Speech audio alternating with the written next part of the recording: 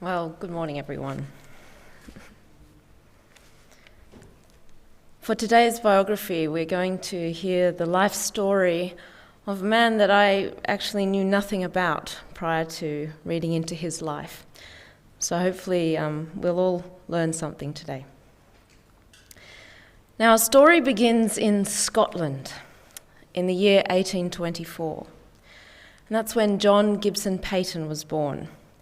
Now, he was born into quite a simple family.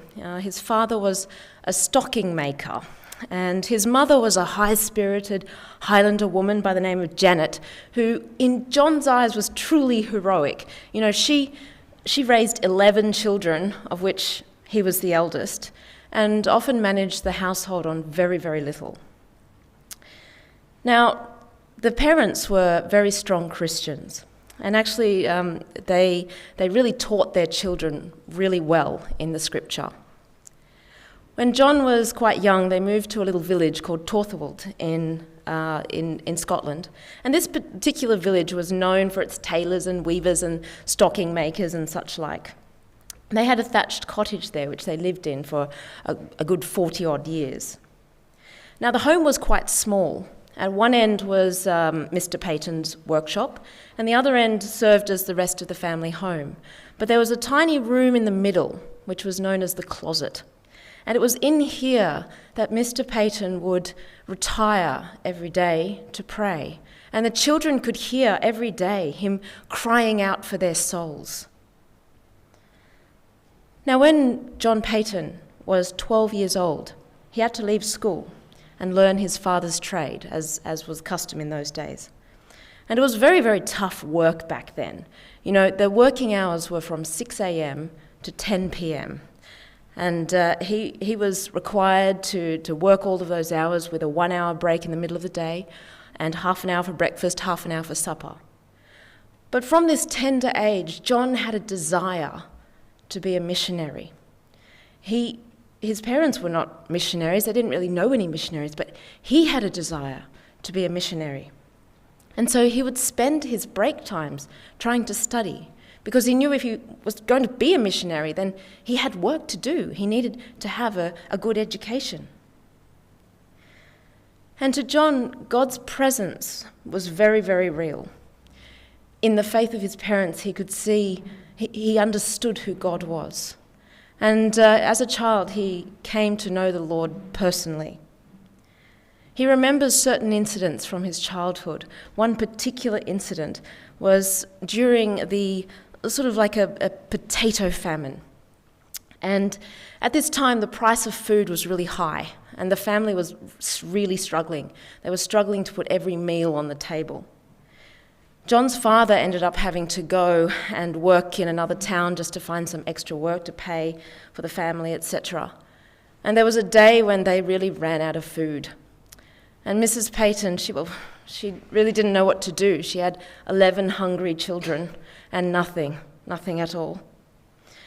But she called her children together and she said, we must pray and God will care for us. Well, sure enough, the very next day, there was a delivery of a bag of potatoes and a sack of flour and some homemade cheeses. It was sent by John's grandfather, who had no idea of their situation, but just felt prompted to send some food. But before the children could even eat, the mother gathered them around and said, "Oh, my children, love your heavenly Father. Tell him in faith and prayer all your needs, and he will supply your wants as far as it shall be for your good and his glory." This significant incident made a huge impression on the young John.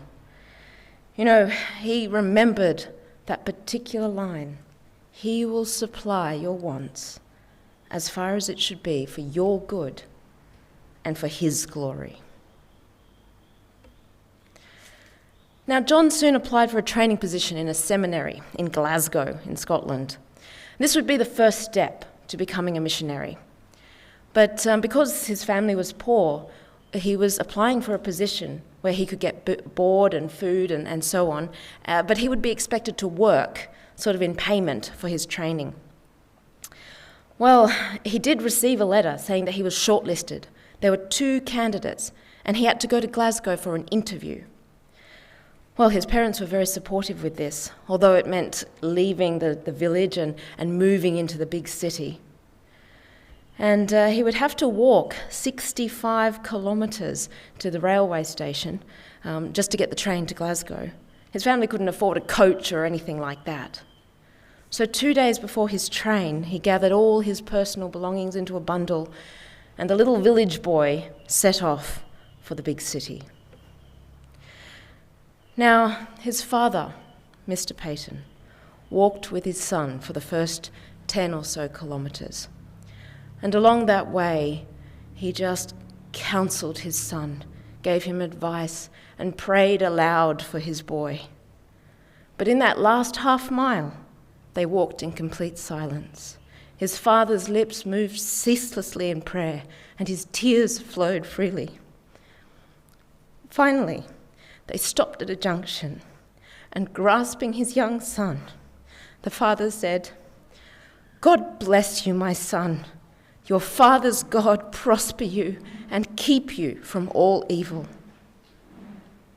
The old man was unable to speak any more, but he stood, clasping his hat in his hand, and watched as his eldest boy walked on.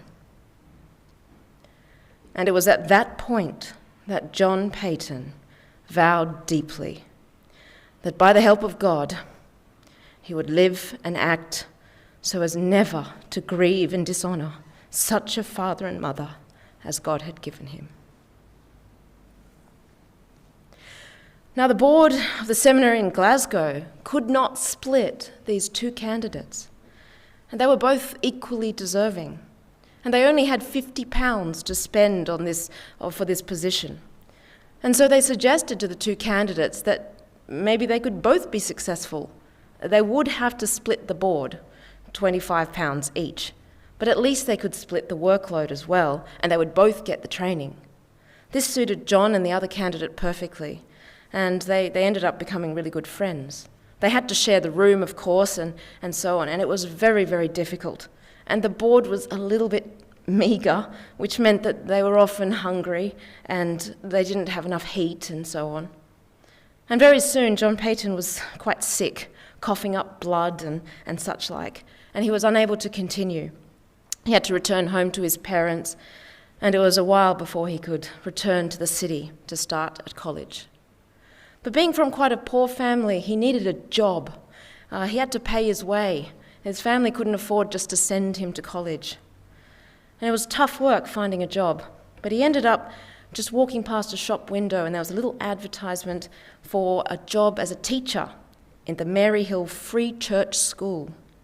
He applied, and he got it straight away. He was warned when he got the job that the school was an absolute wreck. This was a free school, so it was for children of fairly poor families, and in this area the families were mainly coal miners and the mill workers. And the children who attended here, well, they were quite violent. And in fact, most of the teachers had left, and the reason there was a vacancy was because the teachers had left seriously injured or abused in some way. The minister handed John Peyton a heavy cane and said to use it freely and perhaps even in self-defence. And this was no exaggeration. The school was so difficult. And when the good-natured clerk kind of looked at John Peyton's benign, kind-looking face, he decided that he would attend the classes as well, only just to rescue John in case he was beaten up on the first day. Well, they underestimated John.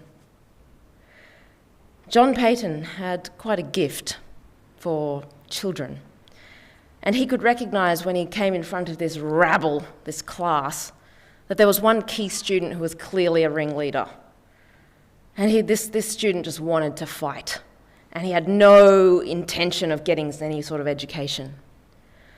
And so, on that first day, Peyton slammed the door shut and locked it, much to the clerk's distress.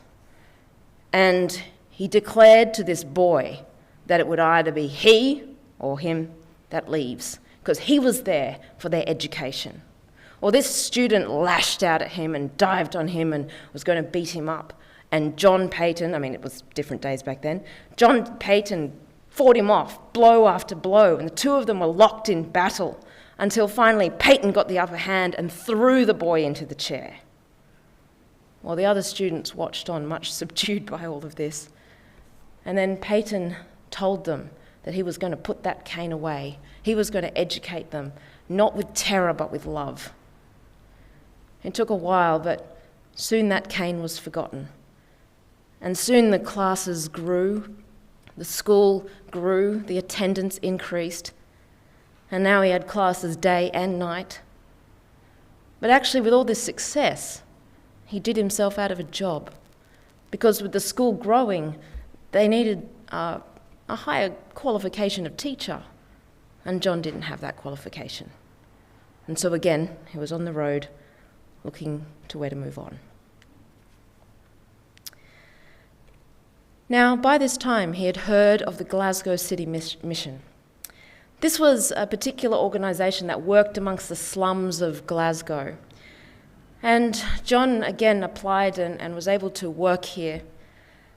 He was quite gifted at this work. He ran Bible classes for young women and boys and offered practical help in the slums and so on. And there really was visible change amongst the people there. This was clearly seen because the pub owners were in great opposition to this mission, to Peyton and the other missionaries, because their profits had dropped considerably.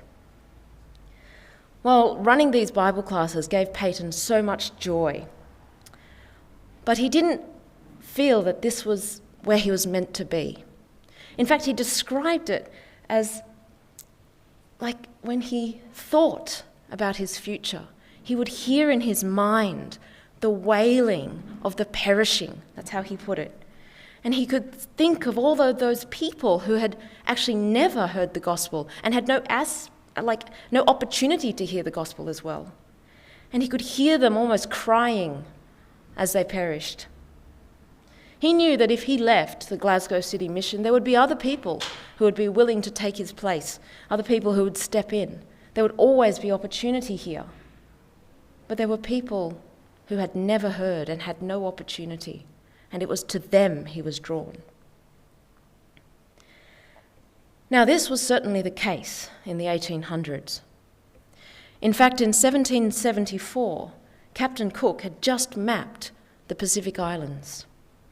He called this group of islands the New Hebrides. Of course, now this chain of islands is called Vanuatu. And few people had ventured into these waters at all. Even Captain Cook didn't stay there. The only people that had been there, really, were traders at this point, people who'd discovered sandalwood, and they would be able to cut the sandalwood and sell it and so on. And so, this really was uncharted territory. And John was hearing about these things. He knew that this was a new area of the world that had just been mapped. In fact, in 1839, 2 missionaries were sent to these islands in the New Hebrides, and they landed on an island called Erromango. And on Erromango, they made contact with the tribal people there, but they were clubbed to death and eaten by the cannibals on the island. So the other missionaries that had been there had either just escaped for their lives, or they had just managed to maybe make some sort of contact and flee. There had been very little work done in this whole area up to that day. The Reformed Presbyterian Church, of which John Peyton was part of, where he grew up and so on, had actually been advertising for a missionary to go and serve in these southern seas, as they called it, but no one had put their hand forward, perhaps understandably, considering what happened to the last 2 missionaries. John felt that he wanted to put his hand up. He wanted to do this work, but he also knew that he wasn't exactly qualified for it. But he felt, well, if no one else is offering, perhaps I should just offer myself. But then again, he had a really fruitful work in Glasgow as well. But he was drawn to the idea of going out to people who had never heard the gospel and had no access to it at all.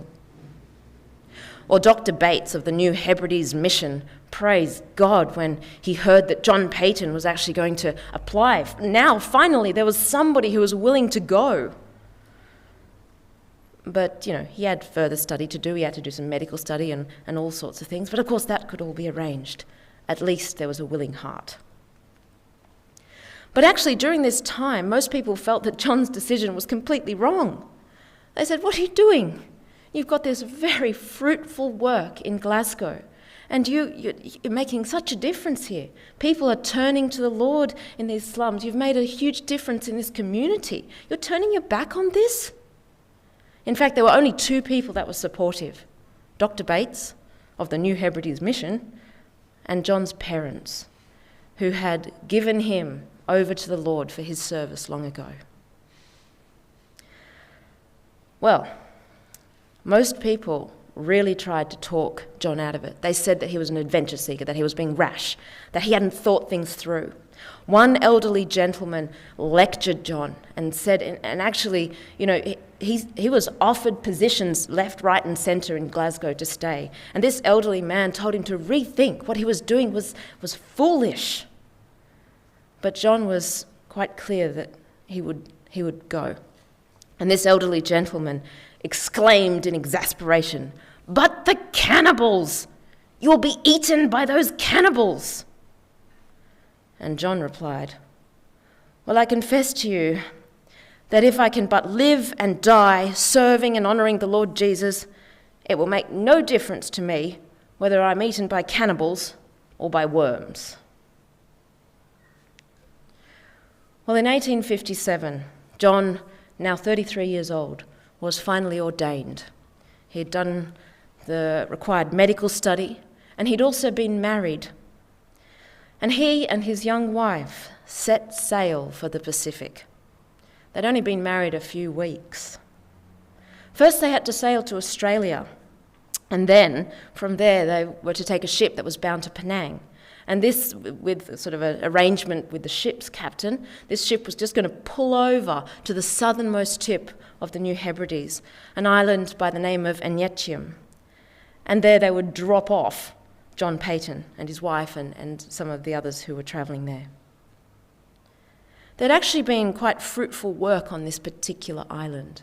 Just 10 years before, another missionary by the name of John Getty had been there, and he and another missionary had worked and hung on this island, and they had actually made quite a difference.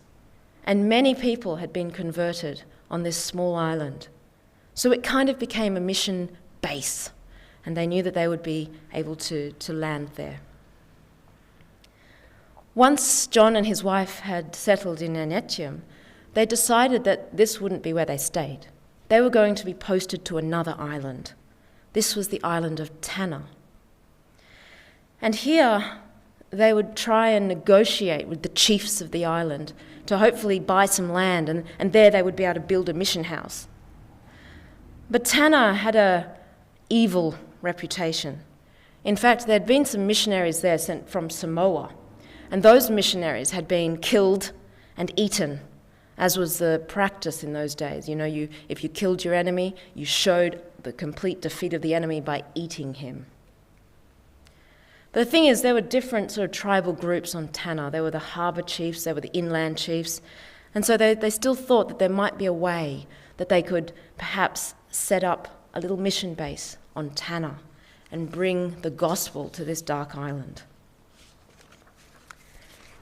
Well, white people were a bit of a curiosity, and on Tanna, the harbour chiefs saw their own benefit.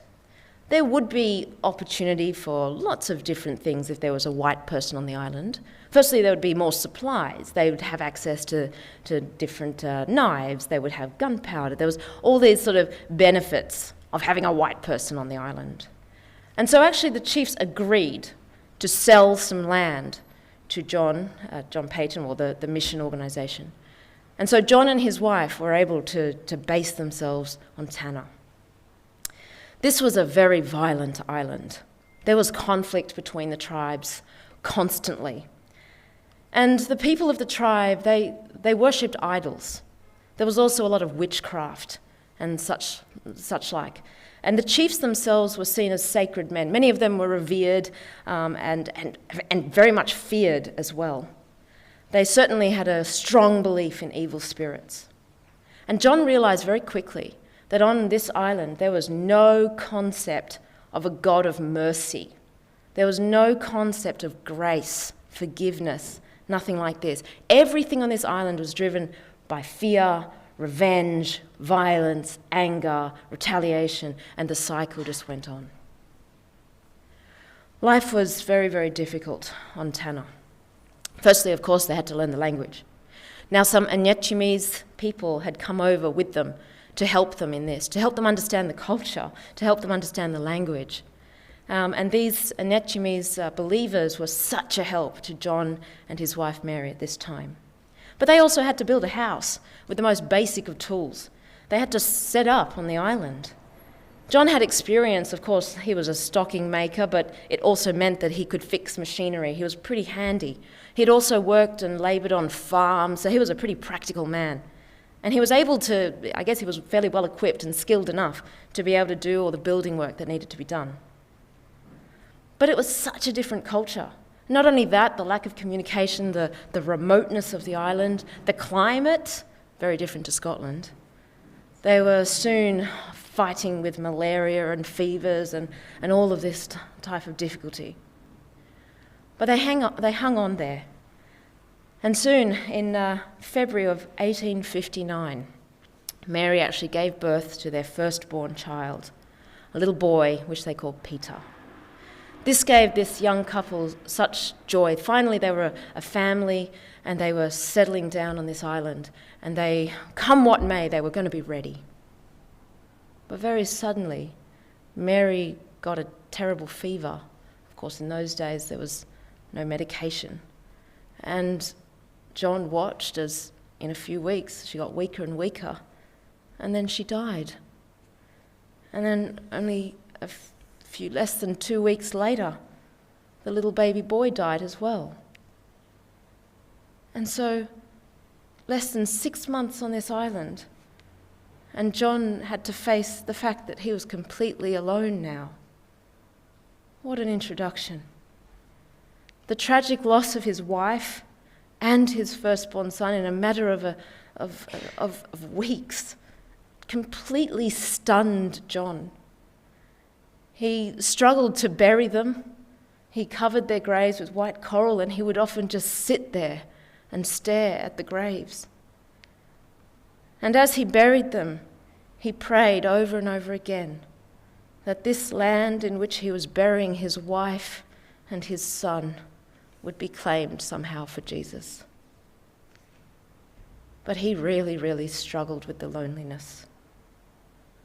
Now, other missionaries did come to visit him, but of course there was a time when he was on his own.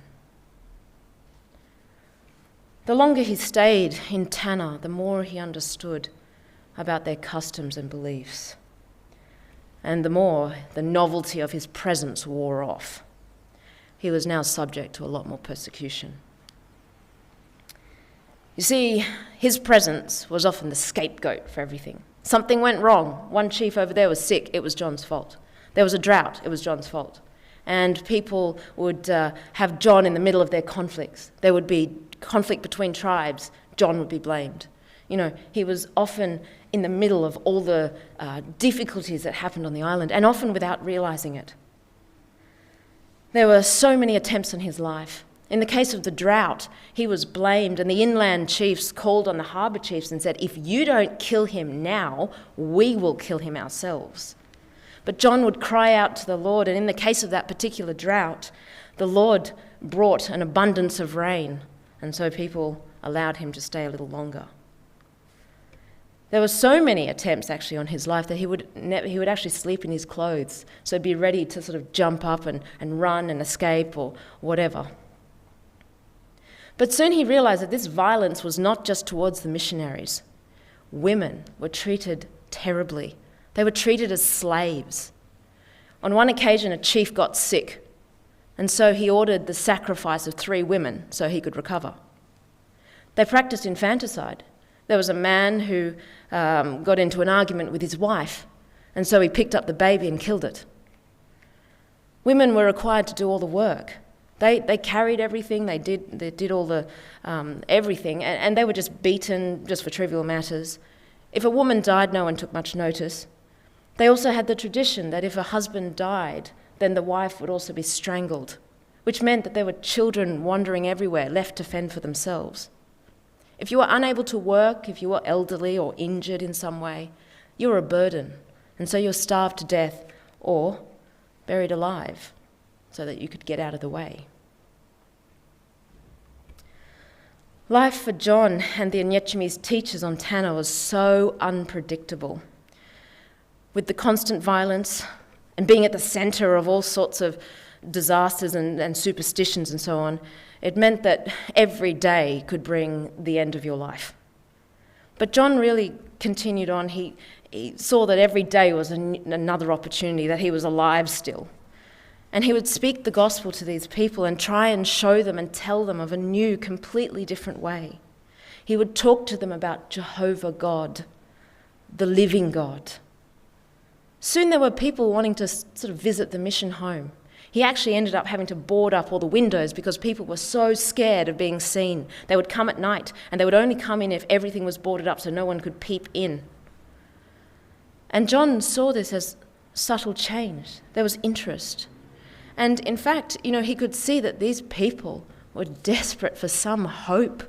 Their lives had been driven by fear and fear of evil spirits and sorcery and witchcraft and violence. And here they'd heard for the first time of the resurrection from the dead. They'd heard of a God who hears. But it was such an uphill battle. One key thing that John had to contend with was the dishonesty of the people. Honesty wasn't seen as a virtue. It was about what you could get away with. And so if there was something that John had that somebody else wanted, they would simply take it. And if John sort of made any squeak of opposition, they would put a musket to his head. Soon he found that he was losing tools all the time. In fact, he couldn't even leave his clothes and bed sheets and so on the line. They would be stolen. He had to watch them dry. He bought chickens off a man, and that night the chickens were stolen back. And he knew that if he went out, he would just be killed. There was actually a small shed that he'd built, and it was lockable. He could lock it. And he would put all his pots and buckets and things in there, all his tools, and lock it up. But soon that was, of course, broken into. And all his cooking utensils and buckets and pots were stolen, every single one. So he ended up with no linen for his bed, hardly any clothes left, no pots, not even a bucket to get water to supply. And he appealed to the chiefs, and they said, "Oh, we'll get the person who did this," but of course they did nothing. And so in desperation, John offered his last blanket to the person who could give him back his cooking pot. Well, he got back his cooking pot, minus the lid. That would have to be extra. John had a very strong bond with one particular Onyechimese teacher who was there to help him. This man was Abraham and his wife. And this couple was such a help to John, particularly at this time. They helped him understand the language. They supported him in the daily work. John was sick with fever, malaria and such 14 times. And 14 times he thought he was going to die. And this faithful couple cared for him. They would carry him out of the hot mission house. They would lay him under the coconut trees. They would spoon the coconut water into his mouth. Time and time again, they defended him. This man, Abraham, would risk his own life to save John. And this really touched John. Abraham was so loyal. And this man had been a cannibal, just like the Tannese people, only years before. And to John, this was such a testimony of the power of salvation, that someone who had truly met God could be so utterly changed. John never ceased to be moved every time Abraham prayed for him, defended him, and assisted him so faithfully in the work. Now, there was a general hatred of all people who were white. And this was not unfounded. The white traders at this time were ruthless. They really took advantage of the native people. They encouraged war between the tribes, and they did this because they could sell gunpowder and they could make huge profits. They would strip the land of the sandalwood. They would steal the native women. They would kidnap young boys. They would lure them on to say, come and have a look at something on the ship, and then they would sail away with them as prisoner. And they would do this to keep them as slaves. But these traders too also experienced the violence as well. Many of them died as well from the tribes. But it meant that John had to work so hard to convince the people that he was not like them. He was not there for his own gain. He was there to teach them about Jehovah, the living God. He was there for more good than they could know. But it was hard because he was often tarred with the same brush. After years of hard labour on Tanna, day after day, risking his life and fearing death at every moment, only 3 or 4 people were attending his little service on a Sunday. In fact, there was increasing anger and opposition. John spent a day doing his usual thing, and a chief would come and hold a musket to his head and follow him around all day with it. That was sort of what was happening. People were incited by their chiefs to kill him, to threaten him, to take from him. But John had learnt by this point to give himself completely over to the Lord. And in some way, he felt that he was invincible. He knew that he was there for God's work. And so, if the Lord wanted him to live, then even if that musket was pointed to his head, or the killing stones were thrown, or the tomahawk was put to his neck, he knew that they wouldn't strike because the Lord would protect him if the Lord had work to be done on this island. And if not, then he would go because his work would be done. But during this time, he really hung on to these verses that Jesus spoke. He really held on to the verse, "Lo, I am with you always, even unto the end of the age." And he wrote about this verse, he said, "Oh, precious promise, how often I adore Jesus for it and rejoice in it." Another Anachime's teacher came from Anachim to help him. This man was Namuri, was his name. And he decided to live in the next door village. He was going to set up a school there. Even living amongst these people and living just a normal life was itself a testimony. For Namuri, the way he treated his wife and respected her was shocking to the Tanese people. They didn't do that. They didn't treat their women like that. They could see his gentleness. It was so unusual. So even just living your normal daily life was such a testimony. And Namuri wanted to do that. But Namuri, of course, had enemies as well. And on one occasion, he was going about his daily business, and one of the Tanese chiefs, or one of the sacred men, came out with a killing stone and threw it at him. Namuri dodged this, but it hit his hand and cut him deeply, which meant that he wasn't able to run, and this particular sacred man jumped on him and clubbed him. Namuri was unconscious, but when he gained consciousness, he was able to crawl to the mission house, and he warned John that probably he would be next in line. Well, John saw the blood and the wounds and quickly bound it all up and cared for Namuri. And once Namuri was well enough to be able to walk and so on, he wanted to return. And John said, "No, you can't go back. I think you should base yourself here. Just stay in the mission house. Don't go back." And Namuri replied, "Missy," that was the title they used for the missionaries, "Missy, when I see them thirsting for my blood, I see myself. When the missionaries first came to my island, I too desired to murder all of them. But had the missionaries stayed away from such danger, I would have remained a heathen. But he remained, and he continued to teach us. And by the grace of God, I am changed to what I am today." So off Namuri went back to the village. And as he knelt in prayer the next Sunday, the same sacred man jumped out again with his club and clubbed him to death. And all the people gathered there, they didn't do anything. They didn't help him or stop him. They were afraid of the sacred man. And he was left for dead, but he wasn't dead. He was unconscious. And when he came to, he managed to crawl out and get some help. And John came to him and nursed him, but could see that the wounds were so bad that Namuri was dying. And as John cradled him, Namuri said, "Oh Lord Jesus, forgive them. They don't know what they're doing. And don't take your servants away from Tanna. Bring all the Tannies to live and follow Jesus." And then he died. And in John's own words, he wrote, "A great man has fallen in the service of Christ." One Sunday, 3 sacred men came to disturb the meeting. They had come to disrupt, to break it all apart. And these 3 particular sacred men had a huge influence across the village. They were really feared for their sorcery and witchcraft and skill. And they were very open in their opposition. They declared that they did not want to hear the name of Jehovah. They had no need for his help, and the name of Jehovah and this worship needed to be removed from the island.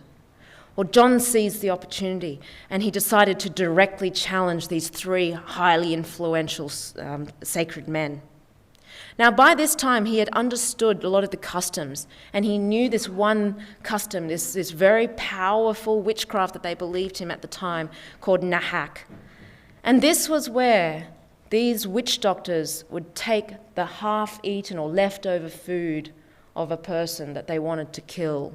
They would take the half-eaten food, and through their sorcery and so on, they would bring torture and curses on the person who'd last eaten that food.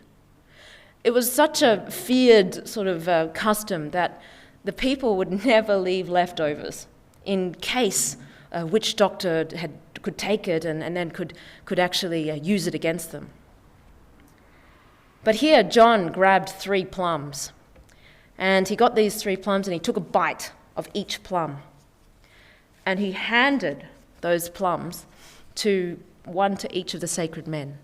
And this was shocking, the idea that you would actually hand that half-eaten food to one of these men. And he said to them, "Do your worst. Go on. Call your evil spirits. Kill me. You have 1 week. No spears, no musket, no clubs, no tomahawk, just your evil spirits, your gods. Call upon them. 1 week you have. Kill me." Well, the people were shocked at this, that John would bring this on himself. Well, the sorcerers, the sacred men, they grabbed these plums, and they wanted to do this. They wanted to rid the island of John Paton and his teaching. And John said, 1 week, and we will see who is stronger. Is it Jehovah or is it your gods?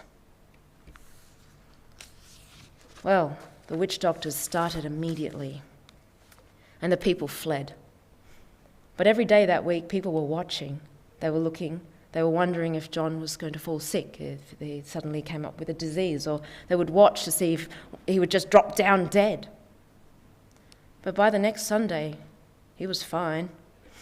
And he stood up that Sunday to a big crowd who had gathered to see. And he addressed the people again. "Friends," he said, "I've come to talk to you again about Jehovah God."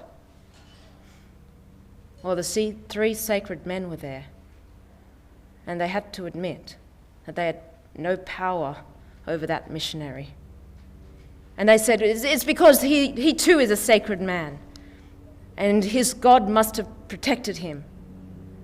And John spoke out to the gathered crowds and said, "Yes, truly, my Jehovah God is stronger than your gods, and he is the only living and true God, the only God that can hear and answer." Well, 2 of those sacred men joined the rest of the village people under the tree to hear more of this Jehovah God, but the 3rd man grabbed a spear. But everybody closed around John, protecting him. but John and the other Onesimus teachers escaped because they knew that there would be bloodshed. Now, more and more people were hearing the good news, the gospel. By now, about 116 people had heard something. Only about 30 were attending the worship, as they called it, on Sunday. And this was often in great peril to themselves. But as more and more interest was being stirred, more and more opposition as well was occurring, and the cry of "Drive the worship of Jehovah out of our land" became increasingly heard. Chiefs were doing everything to get their people to kill anybody who associated with John. One night, John was asleep in the mission house. He was actually in a different part of the island. There were 2 other missionaries on the other side of the island, the Mathesons. They had run out of food. They had no supplies, and John had come to help them. They were also in great danger. And they'd all kind of come together in this mission house. And that night, John's faithful little dog started barking and pulling at his clothes. And so he woke up and he looked outside. And in the darkness, he could see sort of figures moving. And he knew that the house was being surrounded. And he quickly woke up everybody in the house. There were some Onesimus people there, the Mathesons, and he woke them up and said, they're surrounding the house. We've got to pray. And John said, I'm going out to them. And the Matheson says, Don't, you can't go out to them. You have to stay. And John said, no, I'm going to go out. And before the Mathesons could even do anything, he'd gone out the door. And the Mathesons and the others just knelt in prayer. They didn't know what to do. As John went out, he could see in the distance some natives with fire torches. And he realized what they were planning. But the minute he was out there, 7 or 8 of them just grabbed him. They all had clubs. And he cried out to them and said, You dare to strike me and Jehovah will punish you. My God is here. He will protect me. And they yelled back at him and they urged each other to kill. But not one of them struck. But by now, John could see that these people were coming with their flaming torches. And he could see what they were doing. There was a little church building where they used to gather next to the mission house. And already the flaming torches had been laid down and soon the flames were rising. And John could see that the wind was blowing directly towards that mission house where all the people were praying inside.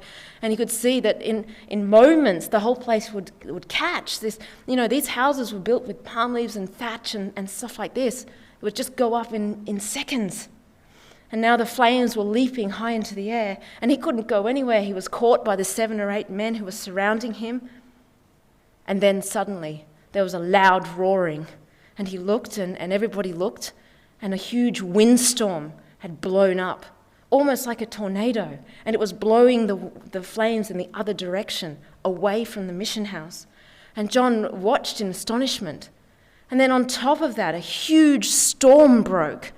And this torrent, this downpour of rain, such that he had never even seen, even in the tropics, fell, and the flames were out in no time.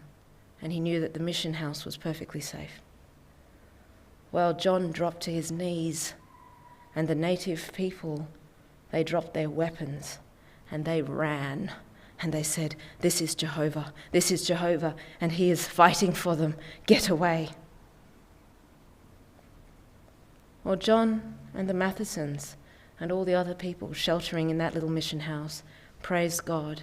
And Mr. Matheson said, If ever in time of need God sent help and protection to his servants in answer to prayer, he has done so tonight. But the time had come for them to leave the island. They had been there, John had been there for 4 years. A very long, difficult 4 years. Mrs. Matheson was seriously unwell from malnutrition, exhaustion, and stress. And they were actually rescued off the island by a passing ship. On board the ship, John realized that all the crew were wearing his clothes. The Tanese people had stolen his clothes and sold it on to people, and the crew were wearing all his shirts. He actually had no clothing other than the clothing he was wearing. Everything else had been stolen. And all he had was his translation work that he'd been working on and his Bible. Well, they managed to get to Enechium, but Mrs. Matheson just got worse and she died soon afterwards. And her husband was so distraught at losing her that he too died shortly after. Now, John could see the needs. Firstly, they needed more people, more missionaries to come. There were so many islands and so many people who had never heard the gospel at all. And he really wanted to sort of get the word out there that more people needed to come. But very practically, he also realized that they needed their own ship. They could not rely on the white trader ships or the passing ships. And this was partly the problem. They couldn't even communicate between islands. It was difficult to get supplies. But the mission had no funding for a ship. But John thought that maybe he could raise some funds. If people knew what was happening in the situation, maybe they would help. So he went to Australia. In 1863, he landed in Sydney Harbour. He'd spent the voyage making another shirt. He landed in Sydney not knowing anybody, but he thought that at least maybe he could find a church there and speak to the reverend, and maybe through that he would be able to start to tell people about what was happening not so far away from Australia. Well, he found a Presbyterian church not far from Sydney Harbour, and there was a kind man, a reverend there, who heard him and said, "Please come and address the children." John spoke to the children, and then from there this man said, "Speak to the congregation this evening." And he told these people about what was happening in the New Hebrides and how they needed more people and how the gospel was starting to be spread, but still there was a harvest ready to be harvested. They needed workers. He also talked to them about the ship. Through this, more and more doors opened, and John soon found himself with a small network of the Christians in Australia at that time. But his introduction to Australia was quite interesting. Being from Scotland, he had no idea of the vastness of Australia, particularly at that time. 1860s, we don't have very many roads at this point in Australia. He was walking everywhere. And he was at a station, a farm station, and the people thought, "You're walking to your next place? Do you know how far that is?" By now he was sort of in the outskirts of Sydney. He even travelled to Victoria as well. And the people said to him, the farm you're going to, that's a good 35 kilometres. You're not just going to walk there. Surely you're going to have a horse. Well, of course, John said, no, it's fine, I'll just walk. But everybody in Australia had a horse. And so these kind brethren said, "Look, we'll give you a horse. You can ride it to the next place, and then we'll arrange with them. We'll pick up the horse later." And out of the kindness of their heart, they gave John their very best horse. Now, John didn't want to say anything, but he was terrified of horses. He was not a good horse rider. But they were so kind to do this, and he recognised it was a very long walk through the bush. And so he got on the horse, and he started just on a very nice slow walk. What he didn't know was that the horse that they had so very kindly given him was a racehorse. He tried to get the horse to walk, but this horse was not used to walking. This horse also knew the road very well. He knew where it was headed. And so, after trying to just get this horse to move and just keep it a walk, the horse took off. And John could just hold on. He put his hat as firmly on his head as he could, and he just clung on for dear life. Mud was flying everywhere. He didn't even look. He had his eyes closed the entire time. He just clung onto those reins and just hoped that the horse was going in the right direction. And the horse did. It flew down that road, and it tore through the bush, and John just could do anything to just try and hold on to those reins. And as he neared the farm station where he was headed to, the people looked out and they could see this familiar horse tearing down the road, and they thought, what's going on? So the farmer ran and flung open the gate, and the horse tore through the gate, and then the farmer rushed and tried to grab the reins to steady the horse, and the horse stopped abruptly at the stables, almost throwing John off. Well, John was still holding on with his eyes closed, clinging to the reins. And the whole family had gathered on the veranda to look, and they thought, is this the guy? The great missionary? John slid off the saddle and fell to the ground. He was still curled in a ball. They tried to speak to him, but he was in so much shock that he couldn't even string a sentence together. And then he tried to get up and just fell over again because his legs were like jelly. And then the farmer thought, oh no, the man's drunk. And then they thought, what am I going to do? We've arranged all those meetings. The man's a fraud. He's a drunk. And John, finally, they had to carry him into the farmhouse. And then later, as they gave him some tea, and they were wondering what on earth they were going to do with this drunk, he finally came to. He was able to put a sentence together. And he said, I don't ride horses. And then they understood.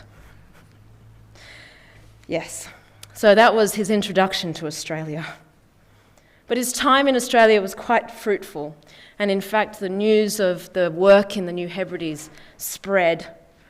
And much money was raised, enough, in fact, to build a ship. And build a ship they did, and they called it the Dayspring.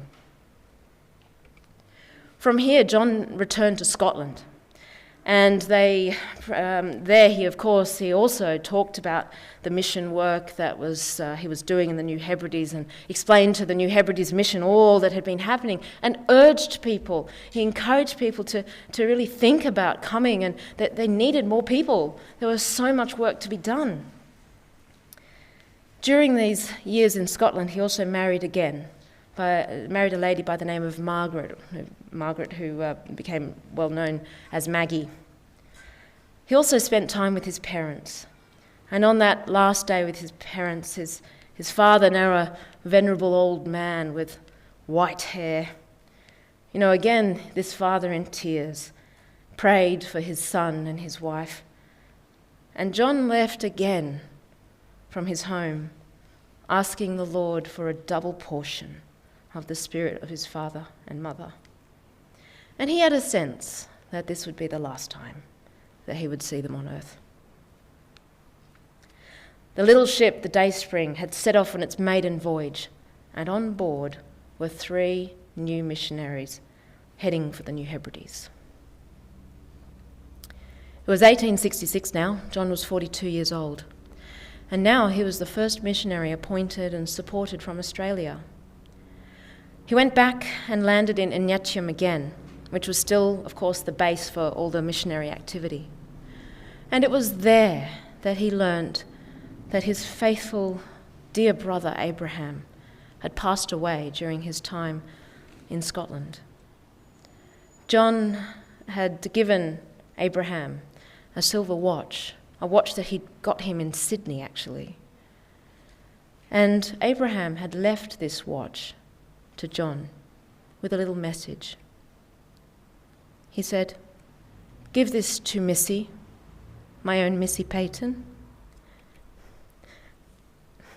and tell him that I go to Jesus, and there, time is dead."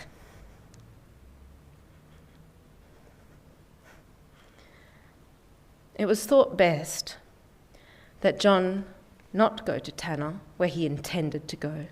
He wanted to go back there. But the brethren there thought that no, he would go to Aniwa. This was a neighbouring island to Tanna, actually. And they actually had to harbour in Tanna and then take a smaller ship over to Aniwa. Now, when the old chief of Tanna looked and saw that John was returning, he was so shocked. This wily old chief had not been very good to John in those 4 years on Tanna. But to see the man come back that was quite something.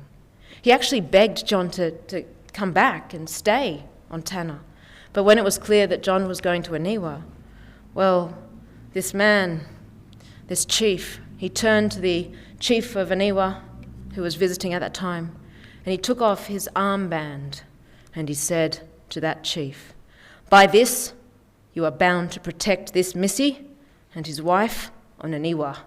If you let evil come to them, my people will revenge it." Well, little did John know that little passing of the armband saved their lives on many occasions. The island of Aniwa was very small compared to Tanna, and some of the Anechimese brethren had been there already and had started building, and they'd built a little mission house there, even started a little school and so on.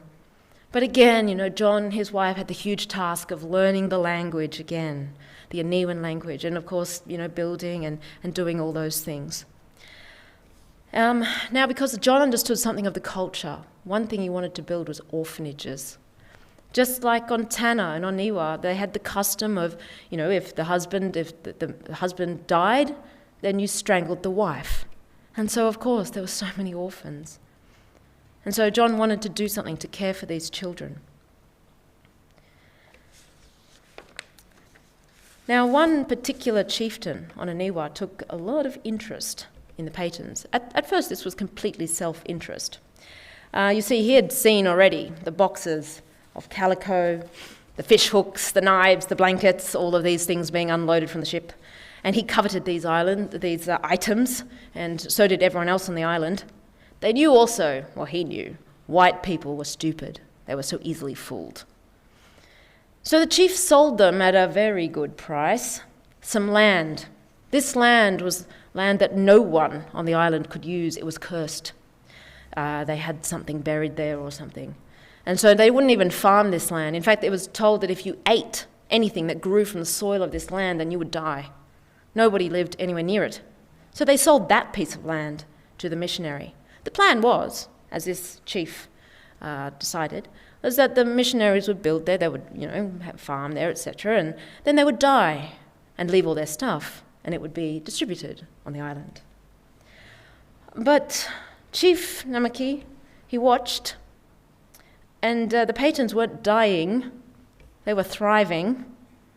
And then Namaki started hearing them talk about Jehovah God, their God, a different God to the gods they were used to. And then he started to wonder whether this Jehovah was in fact stronger than the spirits of the island.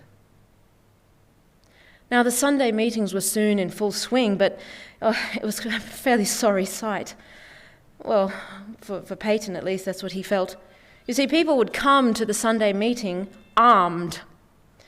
And most people would come, sometimes they would come to sell things, sometimes they would come to sleep, to smoke, to talk with each other and carry on. There was no listening to the white guy.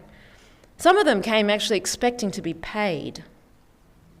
But gradually, regardless, people were hearing the gospel, and they were being introduced for the very first time to Jehovah God. Although changes were slow, there was one key event, and it was this one event that broke the darkness of Aniwa.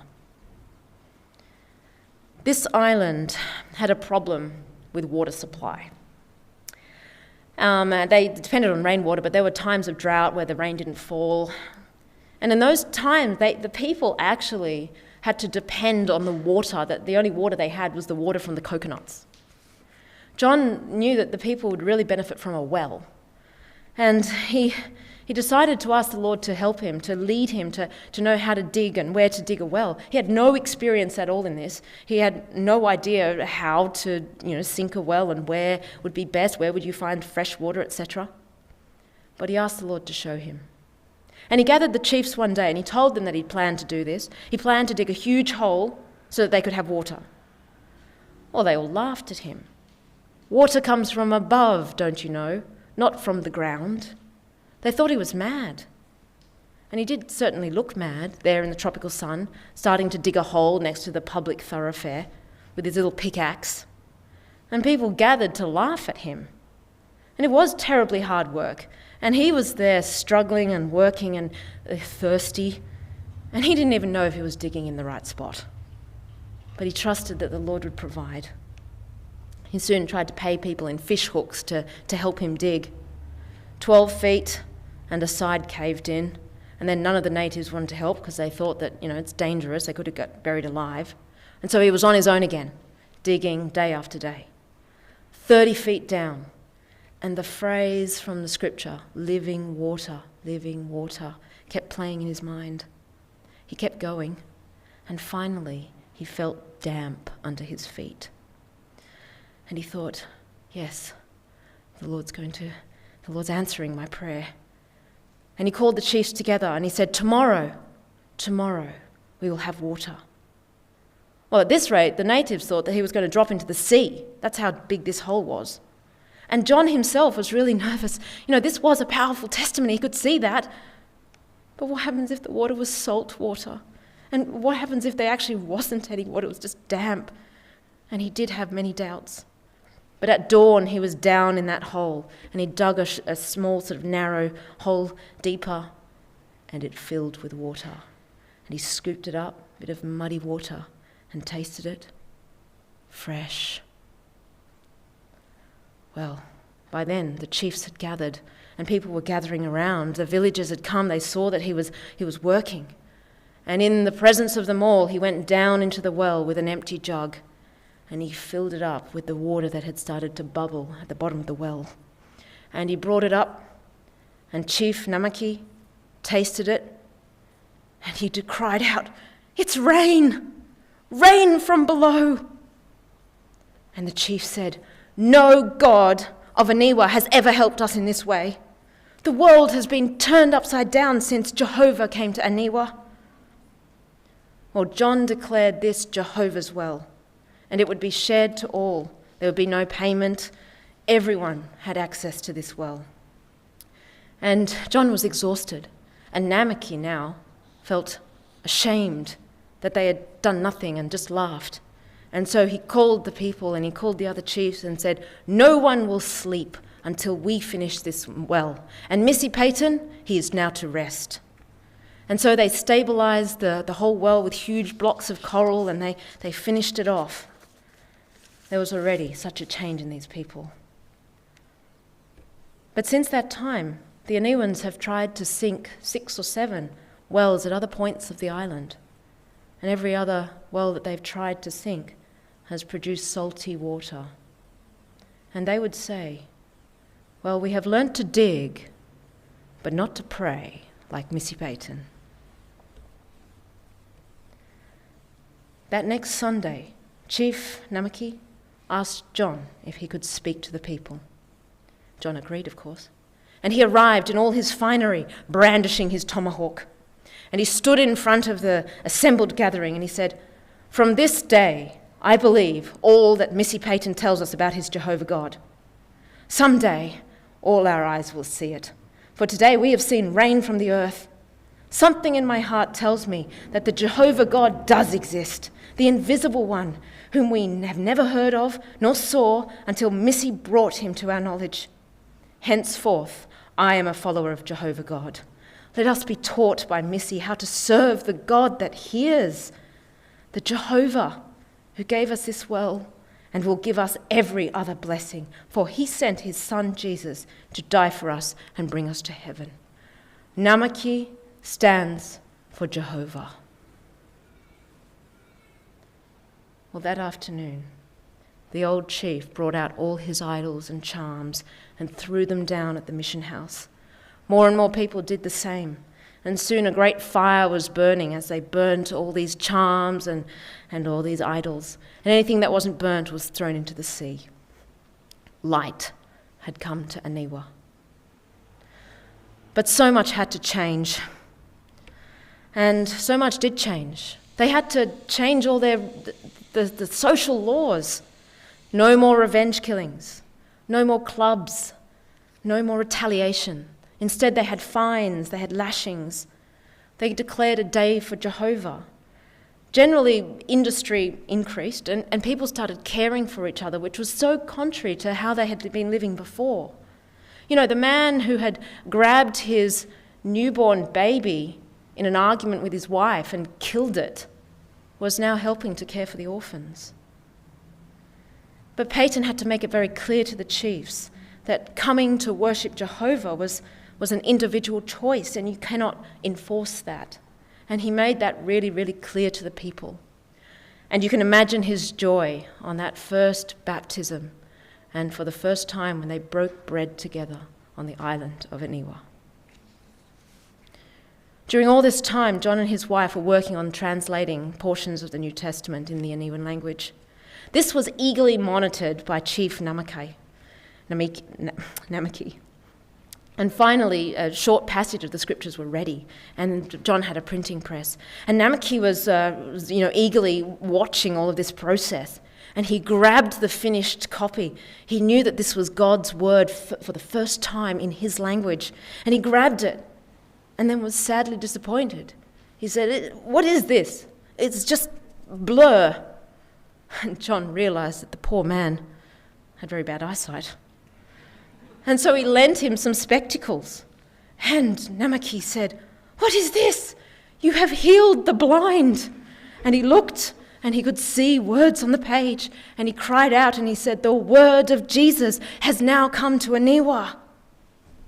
But the poor man couldn't read. So he decided that he would learn. And so he started drawing the letters in the dust, and soon he'd mastered the alphabet, and he started to spell out the Aniwan words. He would recognize it, he would read it, he would memorize them. Any young person that walked past, he would call them over and read to them. And he said, "See, the book speaks our language." Namaki's wife was a little more reluctant, but it was Mrs. Peyton, who had translated some hymns and would sing and play the harmonium. She drew Namaki's wife. And soon both the chief and his wife were learning to read so that they could hear the words of Jesus speak to them. Now, the work of the Lord on Aniwa and for many years earlier on Anetium had a huge impact on the whole of the New Hebrides. You see, every new convert became a missionary. You know, the way they lived in their daily life, in their villages and so on, was already a testimony. They were living so differently to the people around them. The fact that chiefs would go and approach another tribe without weapons, that was very significant and spoke very loudly. There were times when another tribe would throw spears and the other tribe wouldn't retaliate. And this made people wonder what had happened, what had changed. There was a young chief, a very intelligent man by the name of Naswai. He learnt to read and write very quickly. And he became an elder in the church, and soon he was able to preach. And he was able to draw examples from island life to really help the people. When the Aniwans travelled to another island, they would always talk about Jehovah. On one occasion, one of the chiefs stood up and he spoke to the assembled company there and he said, "What is Christianity? Well, it is that which has changed the people of Aniwa." Peyton worked on Aniwa for close to 30 years, but during that time he also had to travel. The Dayspring ship, which had been so useful to them, had been wrecked in a storm. They needed to raise more funds. He had to travel again to Australia and then back to Britain to tell again of the work that had been done to raise more funds for another ship for the mission. But in all of this time, he'd never forgotten Tanna. And just before his 71st birthday, he sailed again to the islands, and this time to Tanna. But he wasn't alone. This time his son came with him, Frank. And Frank, too, had grown up on Aniwa, and he wanted as well to be a missionary, and he wanted to go to Tanna. And the people did receive Frank and his wife. They were more gracious. And John could see that the Lord had been working somehow on that particular island. A few years later, in 1897, and John had finished the New Testament, translated into the Aniwan language. And he made another journey to Aniwa to stay there so he could deliver the New Testament to them, the completed New Testament. And he stayed on this island to teach them, to go through it, to read it with them. And there, Frank had been on Tanna for 3 years now. And such a change had happened already. And John noticed it immediately, because when he landed and all the people gathered to see the ship, only one chief was armed with a rifle. And it was 1899 now, and there were now 5 Aniwan families who had moved to Tanna so that they could bring light to their neighbours. John Paton was determined to work until his dying day. He was now an older, frailer man in his 70s, but he was determined again with his wife, Maggie, that they wanted again to see their people on Aniwa. This was no tropical holiday. The mosquitoes, the food, the difficulty of the climate, the damp, made it not a particularly appropriate place for the elderly. But the Patons were so determined, and such was their love for these people. In fact, when they landed on the island, the whole island gathered together, except for one man who was far away on a fishing trip. And all of them gathered to welcome John and Maggie. To them, to the island, this was their father and mother, their spiritual father and mother. And what joy for John and Maggie to see when they arrived on this island, that all the children could read and write, that the schools were still functioning, the elders had been teaching the people, that families had gone out to neighbouring islands to bring the gospel to their people, their neighbours. But Mrs. Paton was soon struggling with illness, and so they couldn't live on Aniwa for too much longer. John wanted to take her to Australia so she could recover. But Mrs. Paton knew that that would be the last time she would see her beloved family on Aniwa. Back in Victoria now, and Margaret's health was failing. So was John's. He was an old man now. His memory was starting to fade. Margaret died in May of 1905, and John felt the loneliness very, very keenly. They had laboured together for some 40 years. But he didn't want to stop. He was so weak now that, when he spoke, he had to be lifted to the pulpit. But even as an old man, he continued to preach. And his last ever sermon, he was lifted to the pulpit and he preached for almost an hour, pleading again with the people to remember the lost, to remember those who had never heard the gospel and who had no means of hearing it. But he was very ill now, and his children came. Some of them were based in Australia. His son Frank came to be with him, and it was his son Frank that was by his bedside as John prayed fervently for his children and his grandchildren, that no one would be a-wanting and all would be gathered home to glory. On Monday the 28th of January 1907, John Paton slipped into eternity. At last, he could rest.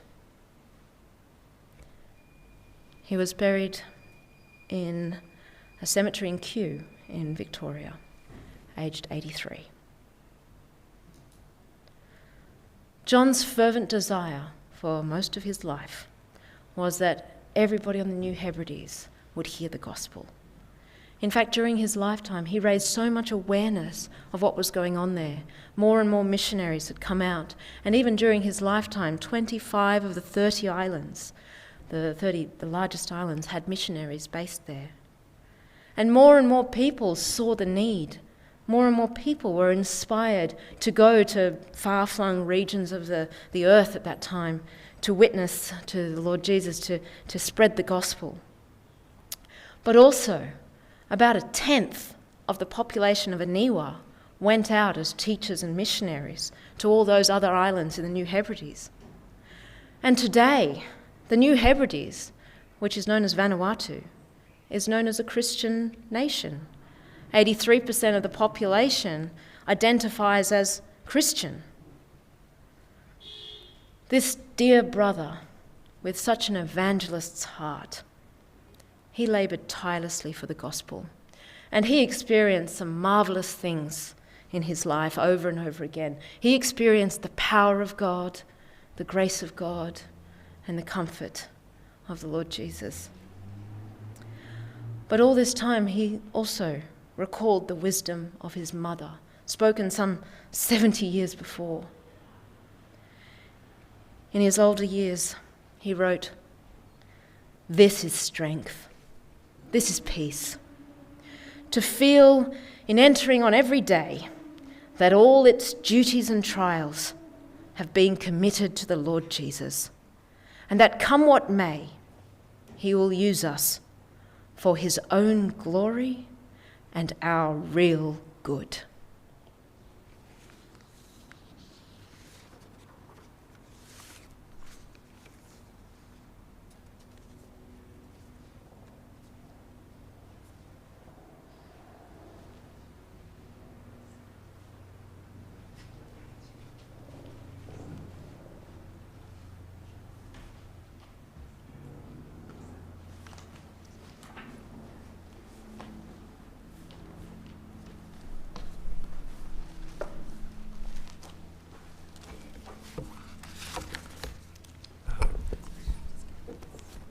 Thank you, Michelle, for this wonderful biography.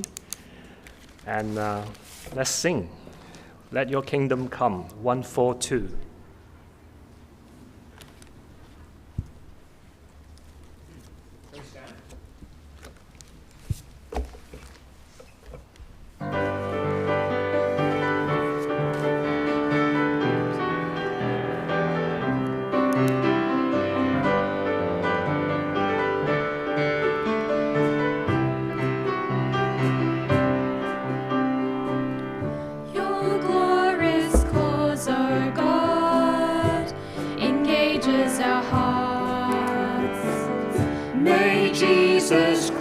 Be known wherever we are.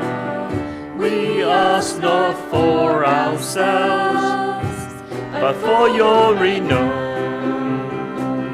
The cross has saved us, so we pray, your kingdom come. Let your kingdom come, let your word so that everyone might know your name. Let your song be heard everywhere on earth, till your sovereign work on earth is done. Let your kingdom come.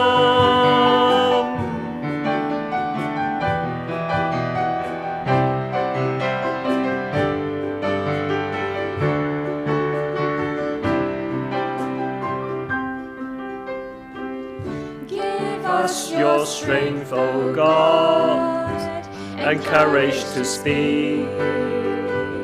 Perform your wondrous deeds through those who are weak. Lord, use us as you want, whatever the test. By grace we'll preach your gospel till our dying breath.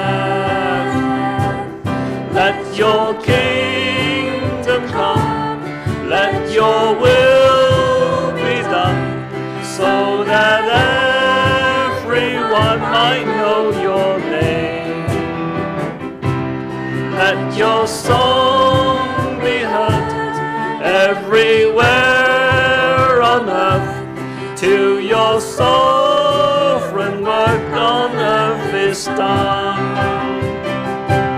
Let your kingdom come, let your will be done, so that everyone might know your name.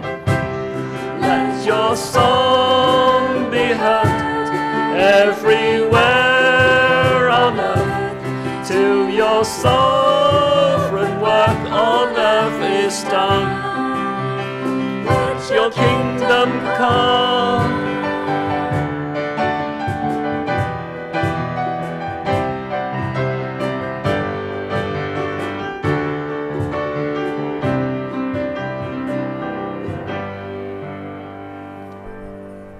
Thank you. Please be seated. A few announcements. First of all is the weekend away, which is on the 10th of December to the 12th of December. I hope you have registered if you are planning to go. But this weekend away is for the fully vaccinated, except the children. So all can register if you are fully vaccinated. And please register as soon as possible. The deadline is on the 29th of November. So 2 more weeks, but register as soon as possible. The second thing is we're going to have morning tea in the park, so we can go straight after. And the last thing is remember to check out. Okay, so thank you for joining us, and we'll see you next week.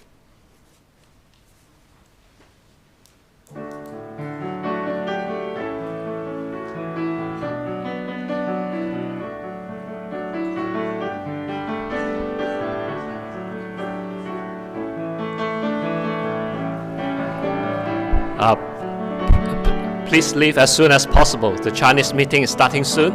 Thank you.